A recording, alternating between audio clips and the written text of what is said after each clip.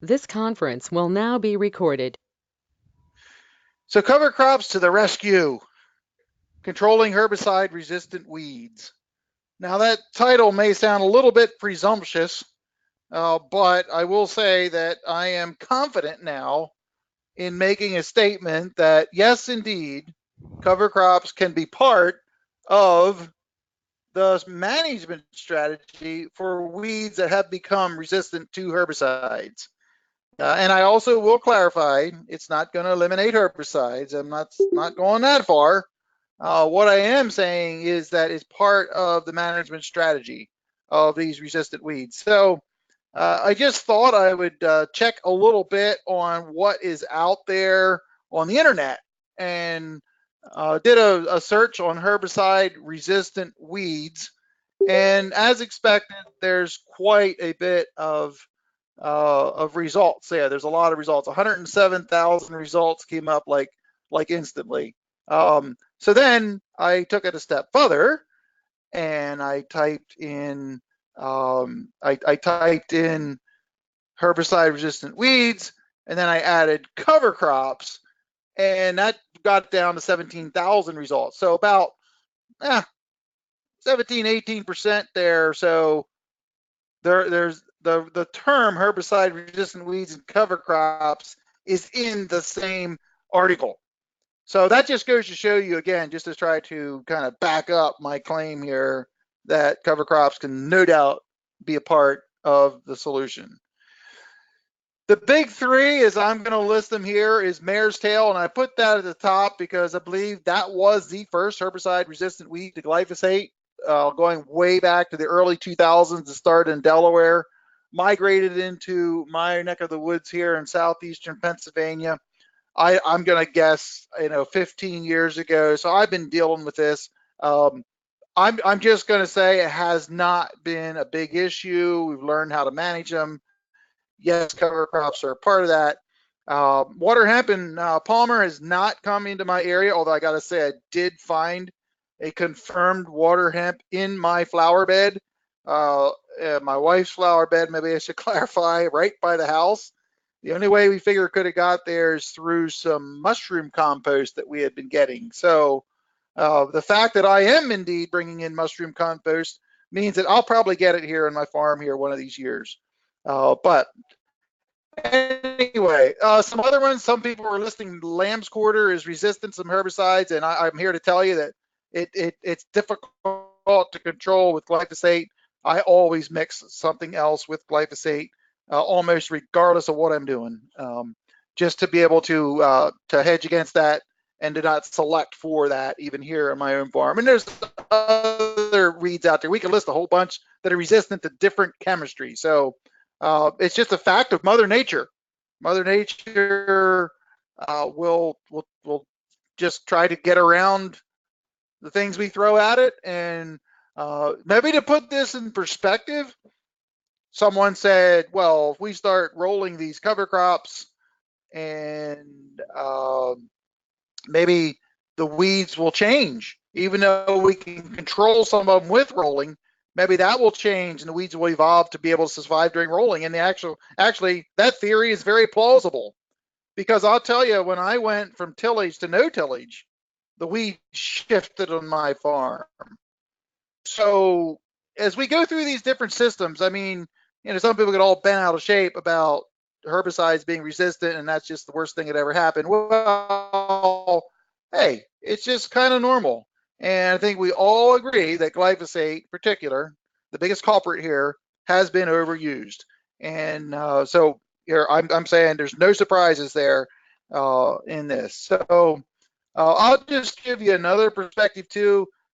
I just feel there got to be somebody. Probably there's dozens and dozens of scientists working feverishly to try to come up with some new chemistry, even though there hasn't a lot been coming out. But it certainly hasn't taken the wind out of my sails in agriculture. This whole issue, but the reality of it is a big deal and deserves attention. So I also I do collect articles, and some of you that follow me on Facebook and so forth and Twitter know that I post them once in a while. There certainly has been some articles out there in the news media. This is one that was in Farm Futures talking about the way cover crops can help control herbicide-resistant weeds. There's another one here in the Corn Soybean Digest. There's a pretty cool picture there, just showing you what cereal rye done. In this case, for whatever reason, that rye was left go to seed, but there you can see that there definitely was a difference there. And one of the articles that I wrote for the American Agriculturalist as well, and I've talked about it here, and you're going to see this here in a second here, where there's the mare's tail issue. We can indeed control it with cover crops. But I think it's also interesting to look at the survey that the CTIC and the SARE people have done. There's a couple charts here I just wanted to show you. And one of the questions was, are you seeing improved weed control for herbicide resistance by using cereal rye? And 31% said no. Okay, and about a quarter said always control, and 44% sometimes. So that is a positive. That's a positive research, I guess you'd say, from the interviews and everything they've done for that, and knowing that there's actually a trend that's gone on out there. There's something to be said about that. Another thing is talked about which cover crops help control herbicide-resistant weeds. Well, in this case, the cover crop mixes won out, according to this survey, and it was a couple hundred people, by the way. And then you can just look along there and see what the different cover crops were.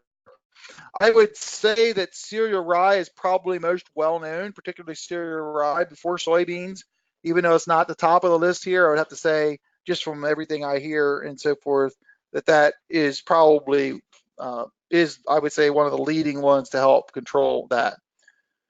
So some of the reasons that people reported here to say, well, how do they take this knowledge? What do they do with this knowledge? What do they do with this effect? And by far, the most people say they haven't really changed their herbicide program. It's just that they get better weed control following cover crops. And again, I think that's pretty much what I'm hearing. If you look at the far right, there's a few people have reduced their herbicide rates. I would say I'm in that camp. I'm one of the minority there, but just there's no doubt about it that there's an effect that are out there. So how does it work? I mean, what does it work? Is it suppression, allelopathy? What all does it work? Or is it diversity by growing a cover crop or a mix that brings beneficial insects? And there's even some theories out there. Well, I guess it's beyond the theory, where the insects can actually eat seeds. There's insects that actually eat weed seeds that are out there, and it's kind of like trying to bring balance back to nature. So even though that's a minor thing, I thought it was worth noting. But suppression is up there at the top because that's probably by far the biggest, I guess you'd say, effect, or how it actually works. That it just suppresses the weeds from growing. The cover crops are planted and they grow faster than the weeds at a certain time of the year. I know with mare's tail, that's indeed the case, where mare's tail tends to germinate in the fall. So if you have a cereal rye or cover crop planted in good time in the fall, the mare's tail just doesn't have a chance. We have to talk about allelopathy a little, and there's no doubt about it. Is some of that. Allelopathy is a tricky thing. It's been kind of allocated in different ways. I guess I'll say, I believe there's certainly an element out there that it actually does work and so forth, but it's not something that you can, I guess, really count on every year. And there's reasons for that. I've studied this a little bit. It's a chemical produced mainly in cereal rye, others as well, but mainly in cereal rye. And depending on when it rains, when it decomposes, how it leaks out of that will depend on what the control is. So I guess the definition of allelopathy, at least that works for me. I wouldn't mind hearing some maybe other perspectives on it. Allelopathy is like spraying a weak herbicide on your field. You just don't know for sure if it's going to work or not. But nonetheless, it's definitely worth mentioning. I'm going to pause here a second, and before I go on, I got some more stuff here to share, quite a bit actually. But is there any comments that anybody would have, basically what I said, or how do cover crops work in helping to suppress herbicide resistance weeds? I'd welcome any comments or questions that anybody has. Anybody? Well, I think one of the things, Steve, this is Dan, Yeah. is the competition. Mhm. It's you get them out there established that it can prevent Yeah. some of those weeds from taking off. Yeah. Right. And I think that's why the mixes scored very well in that survey for that very fact.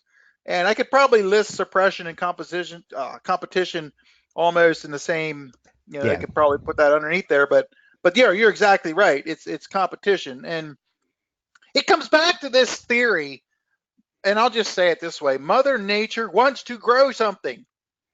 And it's, Mother Nature is trying to grow something that cover the earth.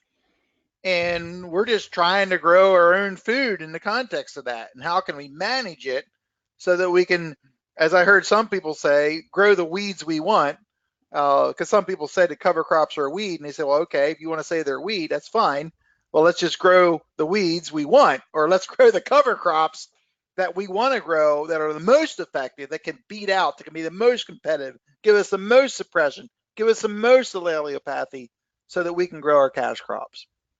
So, other comments or questions up to this point? Yeah, Steve, I'd agree with that about the weeds. And Mhm. really, you start looking at the root structures of different weeds, like, for instance, water hemp, and you see that it's got a deep taproot on it, but then also towards the surface, it's pretty fibrous, so it's Mhm. really trying to Yeah. heal the soil as well.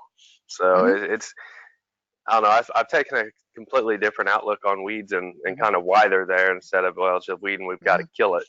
What's it trying to do? Yeah. Yeah, and I'll just give you this is maybe a little off topic here, but we were cutting before we came on here today. We were talking about the forage I'm cutting right now. I'm cutting a 13-way mix of mainly sorghum, Sudan grass, sun hemp, cowpeas, soybeans, forage soybeans.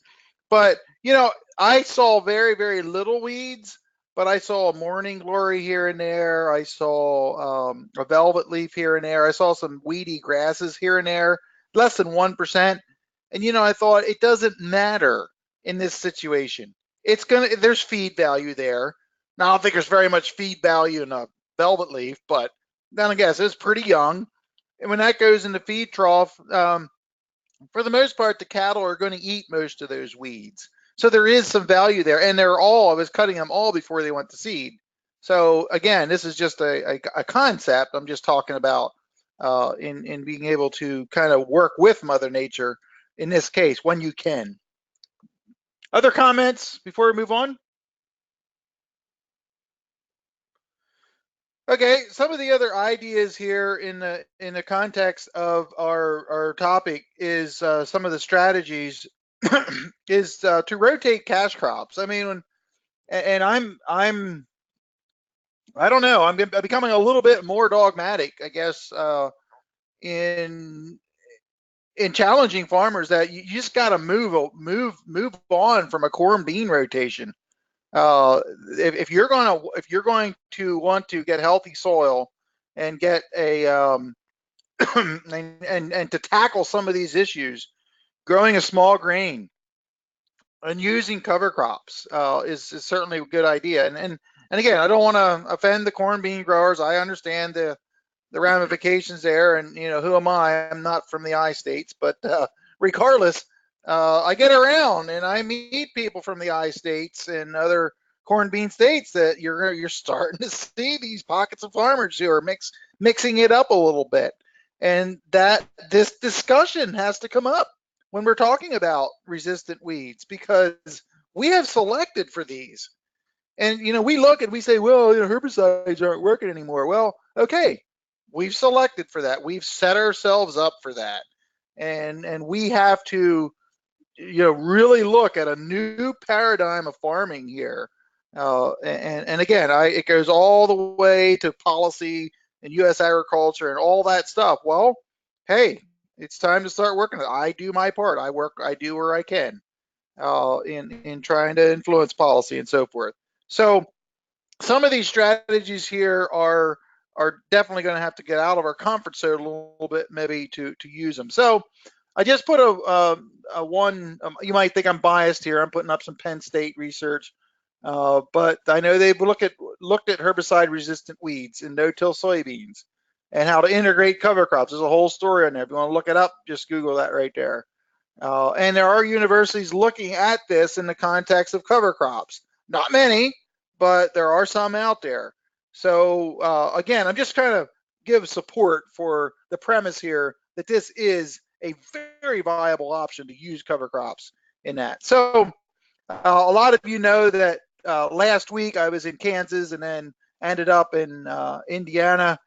And I gotta tell you, with the wet weather they've had in the last month in Kansas, boy, those herbicide-resistant weeds have reared their ugly heads. And this is actually a pretty nice field, but it was well over 50% of the fields I thought are going to be present some challenges maybe at harvest or have to wait till frost. It was that bad.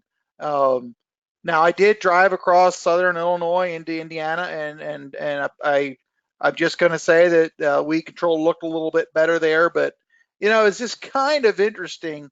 In the late 90s, you could always tell the Roundup ready fields because they were the clean fields. And then in the early 2000s, the Roundup ready fields started to become the weedy fields. Well, now the dicamba fields are the clean fields. And I'm going to mention this a little bit later on, talk about that. But nonetheless, I saw a lot of resistant weeds last week. And this here is actually a picture of a wheat field that was just left growing up. And there is a bunch of resistant weeds in there. They're not all resistant. I don't think this was sprayed at all. This was wheat stubble, okay? And because of the wet weather, I mean, you would never think this was Kansas in August, but they've had like 8 inches out there in August. And Kansas was really green. And I actually saw this field. It'll come up here in a second, but this is a field that I stopped and looked at. It was herbicide resistant weeds that were so bad that it looks like they sprayed gramoxone on it to burn it off completely because it was a total loss. Now, Brent Jones was on here 2 weeks ago from Iowa. I think it was Brent Jones, or was that?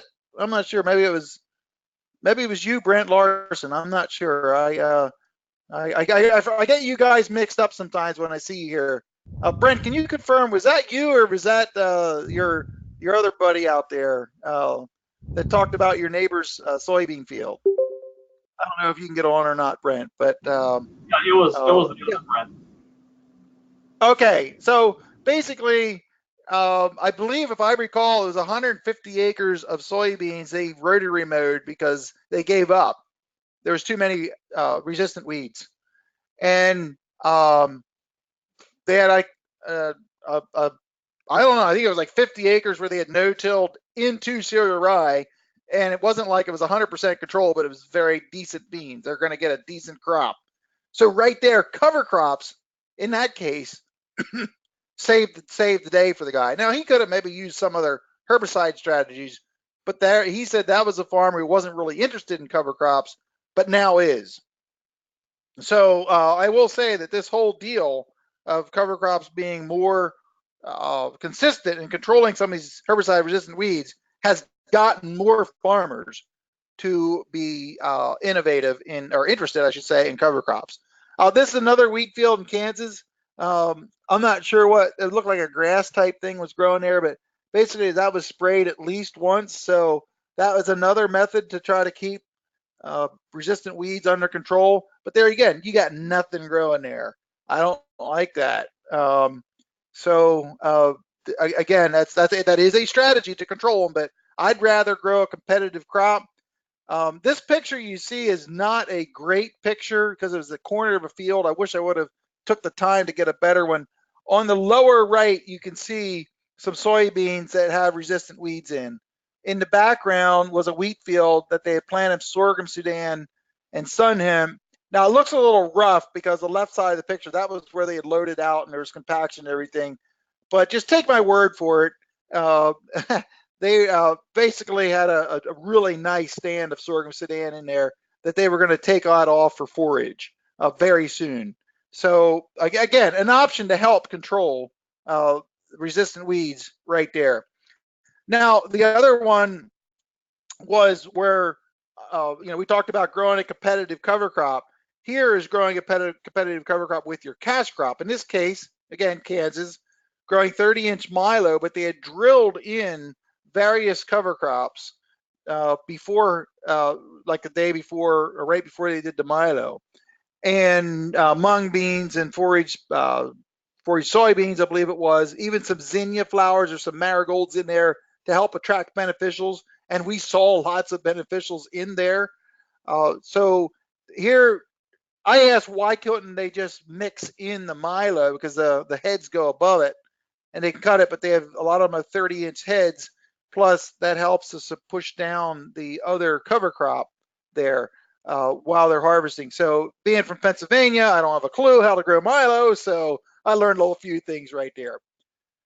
Now, what was interesting is no fertility here and no herbicides. Now, there was some resistant weeds, or there were some weeds, I'll just say, growing in there, and some of them would have been resistant to chemistry, but not many. It wasn't bad. It was not like pure, but anyway, just goes to show you what some of the ideas and strategies are out there trying to help control resistant weeds.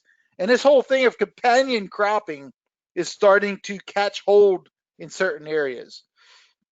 Well, one thing I want to say is that cereal rye is probably the most popular cover crop to use for before soybeans, I should say, to control these resistant weeds. And as far as, well, okay, I want to do that. Well, how should I do it? Well, what's my seeding rate? Well, that's going to depend on the date you plant. The earlier, the less the seeding rate, the later, the more. What's your fertility? All these factors enter in, but just start thinking about if you can get in early the month of September. I also should say here, it depends where you're located, but I just give you some general information about a bushel of rye before in the month of September. Some people go all the way down to 40 pounds, but you need enough there to keep the shade and so forth. So it depends a little bit. Just use a bushel to get started and then go from there. If your ground is highly fertile, maybe you want to keep it a little lower fertility, maybe a little higher. And then as we get into October, you can start bumping up the seeding rate till you might get up to 2 bushels by the end of October. Some people will push it even up to 3 bushels in November. So as we were discussing beforehand, cereal rye is in very short supply this year. So I'm sure there's going to be some rationing of seeds, and not everybody is going to get that wants it. So just a word out there, if you don't know that, get your cereal rye ASAP. Now, I've showed this next picture here at least once before, but I had to put it in again here about some work I did in my farm. And this was with mainly hairy vetch was the primary crop. There's some crimson clover in there as well. On the left-hand side is where the cover crop was planted. On the right, no cover crop, just some just some weeds that grown up. This was sprayed out as a burn down at planting and no residual put down. And you can see how the mare's tail on the right side survived the burn down. And on the left, again, cover crop plots, no resistant mare's tail. And this was in one of my research plots there that where I had done this for 4 years. This was the 4th year of cover crops and the 4th year of no cover crops. And what you need to know is that there was just no mare's tail there at all in any of the cover crop plots. And just to give you perspective, about 15 feet wide by 300 feet long. So not big, but you can see the pressure on the other side of the screen there of how that did affect that. So using cereal rye is one of the go-to ones, and you're going to get a little bit more effect then when you let it grow a little longer, and as long as you can. And if you need to dry out your soil, that works perfect. If it's dry and there's no rain in sight, then you're going to have to burn it off probably sooner rather than later. But in this case here, I'm planting corn, 15-inch corn into this. I'm going to show you a picture here in a little bit.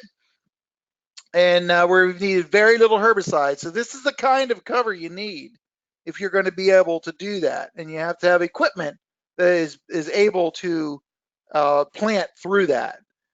So again, you could plant soybeans in there, and it would be very, very helpful, very beneficial in keeping the resistant weeds down. So that's just become extremely popular in being able to do that.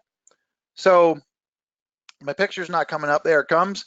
And they're just how you can, that's what you can expect out of that. So pretty much no brainer, planting soybeans into a burned down or a rolled down, burned down, whatever cereal rye. It's going to really help you. That's the place to start if you're really looking to manage these herbicide resistant weeds.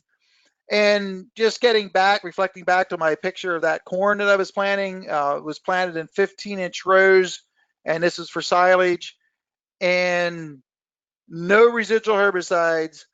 And I did come back and do a little post-emergence on the bottom part of that field. That's a burr cucumber coming in, and that's an evil weed that had to spread a little bit there. But this is what's possible. And this is beyond just herbicide resistant weeds. This is actually, pretty much full weed control.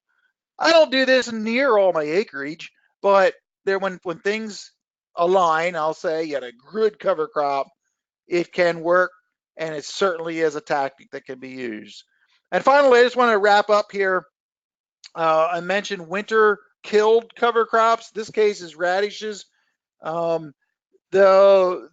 radishes and oats are good for this, and they will definitely keep your weeds down, but they start breaking down pretty early, and there could be some mare's tail escapes come out of there that would germinate in the spring, and some palmer and so forth, but they can help.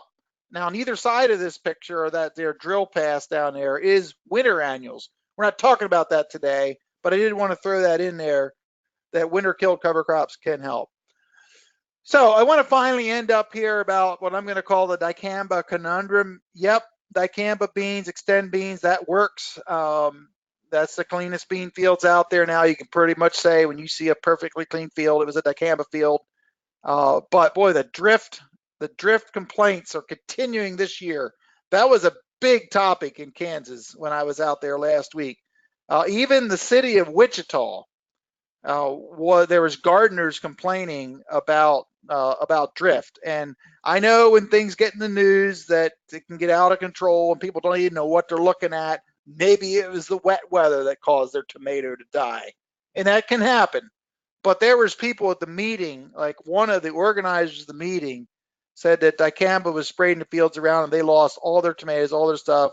They lost one of their peach tree or one of their fruit trees. I'm not sure if it was peaches, but they're like, you know what? They weren't really going to complain because they understand it's out there, but it's a problem. The whole thing about getting drift retardants and everything, yeah, that helps, but the problem is we're spraying during a time of year when it's warmer or almost hot, and the drift, the inversions that occur. Dicamba is not the total answer. It's part of the answer. It's not the total answer. So I'm just going to say that I'm just going to wrap up here. I'll open this up here in a second, but the cover crops are definitely also what I'm going to say are part of the answer to managing these herbicide resistant weeds. So I just unmuted everyone. Get your questions ready. I want to tell you too that we are not going to have a webinar next week because I'll be in South Africa, leaving this Thursday, getting back Saturday a week. And when I get back, I plan to talk about things that I learned from that trip. So it'll be 2 weeks from today, September 11th, is when I'm going to talk about that. So what are your questions today? What would you like to talk about? Or any comments that you might have? Anybody? Steve, talking about that dicamba, here in Illinois, Yeah. we got some timely rains this year where we didn't see as much damage on like the Liberty beans or even some non-GMO beans in pockets. Some areas had more damage than others, but once we got the rains, you didn't even notice them anymore. But the one thing is that in the state, the Department of Natural Resources actually been watching some of the tree lines and some trees that started to die or have leaf kill here, like 3 weeks after an application was made. And they're starting to really take note on that. So are you saying that from basically you had a decent year, not too bad in Illinois, your area, but they're looking at maybe what we'll call secondary issues? Is that what you're saying, David? Yeah, pretty much. I mean, it's still an issue with Liberty beans or whatever, and it's scaring a lot of people from using it next year even. The beans just, when we caught rains every week compared to last year, and they were just outgrowing the symptoms. So we weren't seeing it too bad.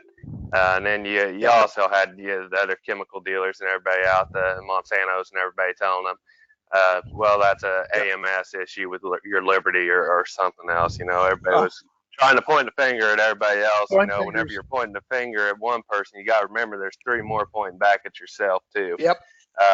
The best success I had with guys using dicamba, I told them, use the water, use your drift control product. Don't put anything else in with it if they're going in to do a rescue treatment on water hemp or something like that.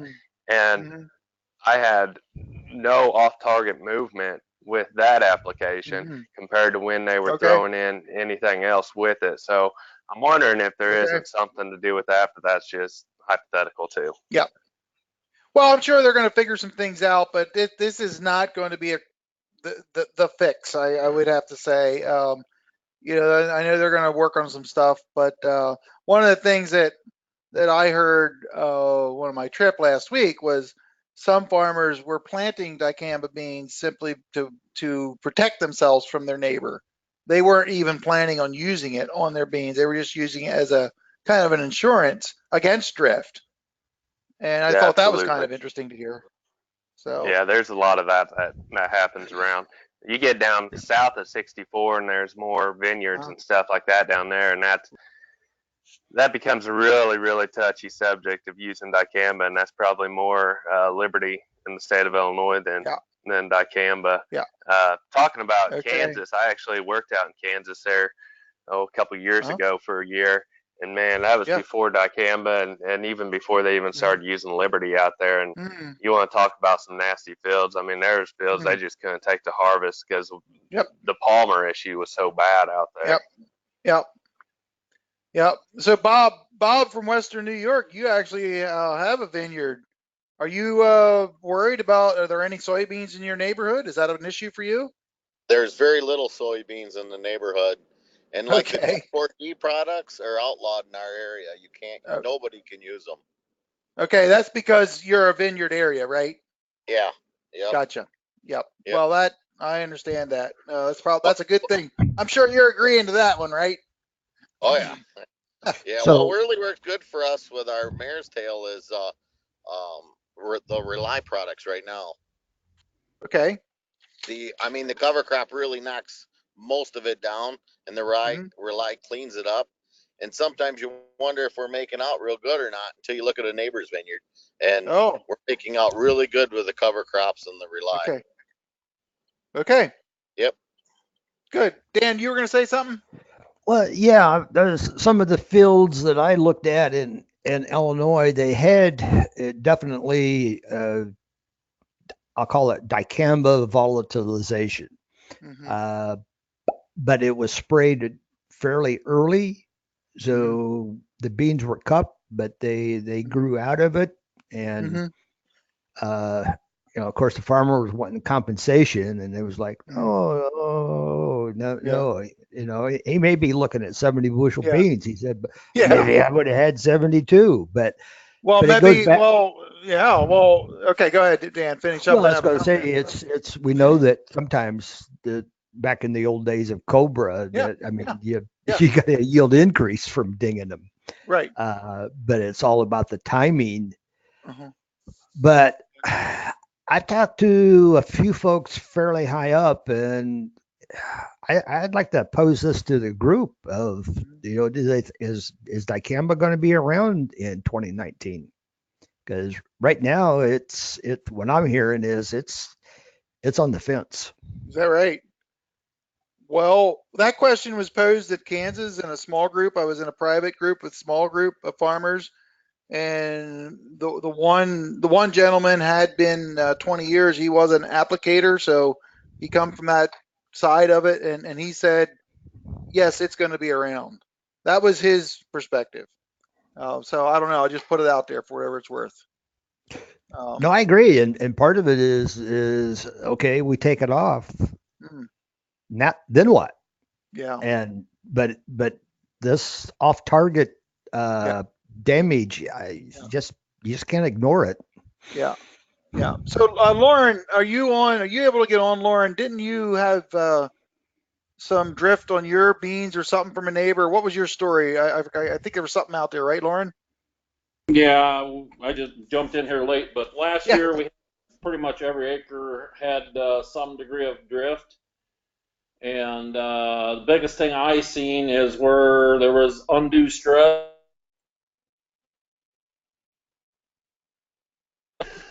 Sorry about that. Okay. Yep. Yep. Go ahead. Undue stress. But had, wherever we had like water running over the field or from the neighbor that drifted me is where it was zero. But then the rest of the field where there wasn't undue stress, it actually helped the yield, I think. So okay. So I heard that. I heard a few reports of that, but nobody's going to admit to that. Well, that goes back to, I was very cautiously, I didn't want to approach the neighbor even though everybody was telling me because, I've heard that and I've seen it, and I guess I'm the kind of person, if I'm going to contact somebody, I want to know there's a problem for sure. And, if Right. I would have contacted him and made a big deal out of it, Mhm. and then I'll freely tell anybody, we probably gained 1 to 2 bushel an acre where it didn't kill the beans. Do I pay him 1 to 2 bushel an acre on them beans? Yeah, probably not. It's not usually the way it works, but Far as it being around, I'm going to say it'll be around, but they're just going to keep tightening the noose on it, and I hope they didn't ruin it for the corn yeah. guys. That's going to be the biggest question. Oh It's a yeah. good corn if we don't misuse it. Yeah. Lauren, do you have any other comments? I know you weren't on most of the topic, but any other comments on how you see cover crops being used to control herbicide resistant weeds? Well, that the big thing I see on my own here is, we're maintaining a residue mat, and if we don't disturb the soil, we don't have weeds. So the Right. better we Yep. maintain the residue mat, the less weed issues we have. It keeps all weeds down. Yep. Yep. Yeah. That's okay. Yep. This year was Awesome.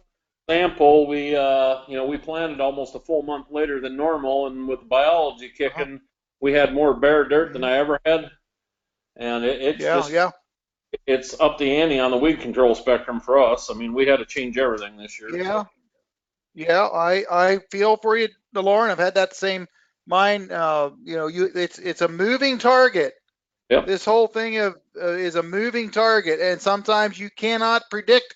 It's like you know how far to lead a duck when you're trying to shoot it, but it's even worse than that. And what we're trying to do, especially if you're really aggressive, and like I know you are, and I've had to change my cover crop mixes to adjust for an increased biological activity that occurs. And it's a wonderful thing, but sometimes you get behind, and sometimes it's totally out of your control, like you said, the weather.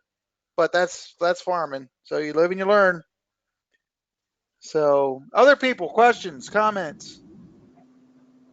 Hey, Brent Larson from Brent, Iowa. I've go ahead. heard Yep. you need about 6,000 tons of biomass to get weed control from the cover crop. What do other people think about that? And is a bushel of rye, if you drill it enough to get that 6,000 pounds of biomass, or is it do you need more than just what do people think about that? What rate of biomass do you think you need? I've just heard that 6,000 pound number in the past. Okay, anyone else want to weigh in? I'll let anyone else, then I'll give you my perspective. Others? Lauren here, I'd say tell me what Mother Nature's going to do, and then you'll know. Yeah. Or as Dan Towery would say, it depends. Yeah. There you go. last- There you go. And but 6,000, I think, if your weed control is one of your top 3 priorities, generally speaking, that's about right. And but are you going to get that? Well, you know, last year, even if you planted it fairly timely, probably didn't get it. So, but most years is, if you can get the cereal rye out there early enough, that should be adequate. But it's your farm, and tweak it. Try some higher rates, try some lower rates, see what works for you. And Lauren brought up a good point. He said he was a month later this year, and that gave more time for the biology to eat up some of the stuff that was, I guess, terminated or from previous whatever. And it depends if you have something growing there or not. I think, Brent, to answer your question, 6,000 pounds is a good target, but that's not going to be your answer every year. I've had double that, and we were trying some no-till organic for a neighbor, and it was wet and it broke down. It was more. In this case, there was more hairy vetch in it. Again, I think you said cereal rye, which is different, but it broke down too quick, and weeds started coming through.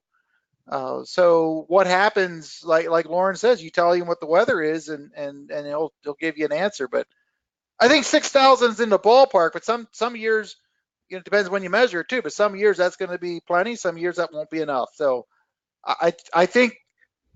I guess it just brings up the overall, what would I say, the overall trend or whatever in this whole thing we're talking about cover crops is there is no specific cookie cutter approach to almost anything we talk about.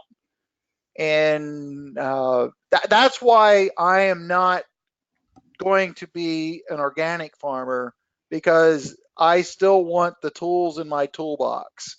That again, and weed control is one of those tools that I'm using less herbicides, but to go totally without them, or there's a point how low you can go, because you're using, from an organic perspective, you're using your cover crop as your weed control, and some years it just doesn't match up with what you need for what the weather gives you. So a little bit of personal perspective there, but I don't know, Brent, do you have a comment? Do you have a follow-up? What was your, are we answering your question, or?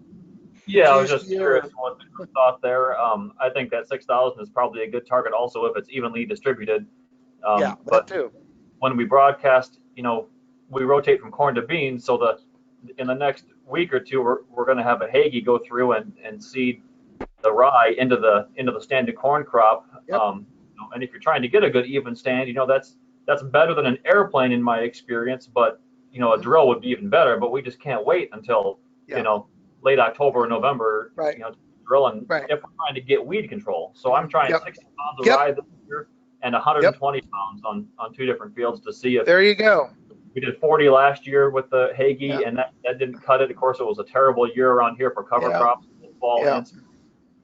So we'll see how 60 versus 120 does, because I'm trying to get to the point where we can crimp that on the front of the cat tractor and then pull it all behind it at the same time and crimp down our herbicide and at the same time. Yep. Good. Other question, Marty, I see you're on. Do you have any comments, questions? Anybody else? The one caveat I'd say with the higher seeding rates, be watching how fast you burn up your moisture. We were up at O'Grain over the weekend there, and the organic people are running up to 3 bushel an acre of rye.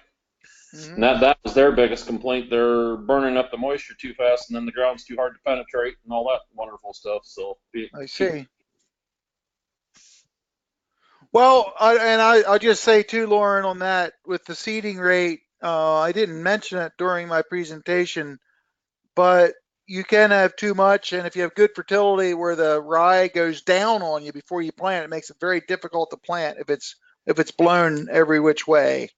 So just another little caveat that you'll find out one of those years that too heavy a seeding rate can also be a detriment to get the seed actually in the ground, because you'll have to cut across the stems instead of kind of like with them. So I also have a question about growing our own cover crops, if you want to move on to that topic. Yep, go ahead. So because of the shortage, next Mhm. year we want to grow our own oats, rye, and triticale. Mhm. So we don't have to worry about it. We have a 30-acre field that we can divide into 10 acres of oats, 10 of rye, and 10 of triticale. Yep. And, the people that that I'm talking to that are having more success are going with a higher seeding rate and not allowing or encouraging the crops to tiller. They're trying to get the crop to not necessarily tiller, but have that one main stem be, have it mature evenly and get an even height, and give you the weed control a higher rate. We're talking, 3 bushels of rye, trit, and oats. And this is all going to be in the same field. What do people think about that? Can we treat all 3 of those crops the same in the same field and get good weed control if we seed it thick and maybe not need a herbicide? Is this a good or a bad plan? Comments from anybody? Has anybody grown their own cover crops before? Lauren here again. We're doing all ours in relay. So I mean, I tend to run the lower rate, and we got the bean coming in behind it to make up the difference. So Lauren, you want to explain that like in 30 seconds what you mean relay? We're doing we put soybeans into the small grain and then harvest the small grain and then harvest the soybean. But for example, this year on spring barley, we ran 2/3 of the seeding rate and we got 73% of the yield. And the interesting part is we were on corn stalks and the other guys were on soybeans. So, we didn't have any nitrogen added. They did. Okay. So you're seeing, I mean, that's a little bit, that's a little bit more advanced than a lot of people, but I know there's people working with that. Back to your question, Brent, I would say those rates are high. I'm planting around 100 pounds of triticale, which is essentially almost 2 bushel, just shy of 2 bushel. We're trying to grow for seed. I don't know. My opinion, 3 bushels is too much. If that's what works in your area, if guys are doing that and successful in your neighborhood, then you might want to consider that. But sounds like it's too much. I keep the fertility off. I don't want thick, heavy lodging type grain with triticale and rye. That's again personal opinion, but I'm going with around 100 pounds per acre of triticale and rye. The oats, I'm assuming you going with a winter oat or do you have a spring oat? It'd be a spring oat seeded next Yeah. or so with Yeah. the drill, probably. Yeah. These things you're just going to have to find out if you've never done it before on your farm with your fertility. I think 3 bushels is too high. I'm just going to put it out there. I would be more down to the 2 bushel range, but that's me.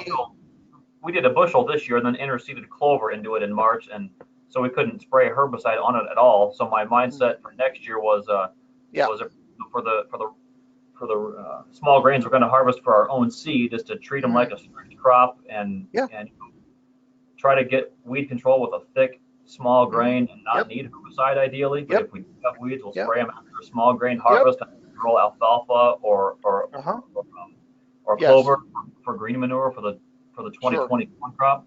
Right. My coworker did some relay beans this year, and those were into 3 bushel rye, which had no herbicide in them. Okay. So I don't know. Yeah, I like the idea of the relay. I'm just not sure if we should relay it or just wait until after harvest. Treat it as a crop and have one monocrop and then more green manure, or try to go for that relay crop. Yeah.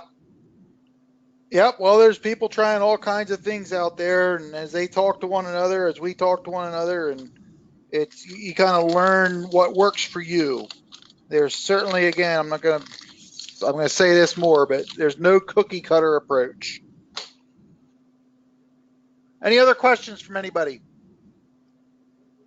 Another side note, what would you pay for oats for a cover crop this fall? What are people seeing for cover crop prices on just cover crop oats? Anybody know? I do not know, Brent. I just haven't really priced. I've grown my own, so I don't even follow it anymore. But I do know that all of them pricings are edging up because of the shortage. It's just bringing everything up. Okay, last call. Any other questions? Got a quick one here. Yeah. Oats after a cereal rye grain crop. Any issues for oats for? You mean, okay? Are you going to wait till the following year? Is that what I guess to plant in the spring? Fall cover. I got For fall cover. I can't think of any issues.